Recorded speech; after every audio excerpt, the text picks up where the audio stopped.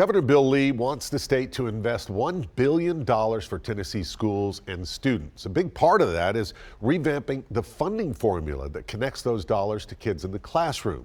Now, that revamping, the idea itself, has bipartisan support, but lawmakers want to see the details. The problem, the governor still hasn't released them.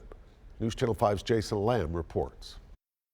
How should Tennessee's schools be funded? To help answer that question, Governor Lee turned in part to students like Coffee County High School senior Elizabeth Brown, who says students wanted more money for career and technical education. When I got to high school, I was so confused on what career path to take, and lots of our students feel pressured to choose a certain career path. I know for me it's business, and I'm glad I chose that route, but I think students need to have more options when they get to high school. Elizabeth's thoughts, along with others, will end up in a bill to revamp the state's funding formula. On top of traditional school funding, a draft framework of the plan would provide additional funding to children in poverty, children living in rural areas, English language learners, and those with disabilities. But Lee didn't commit to a date when the full bill would be ready. That language, we don't know the day, but we expect to have it soon.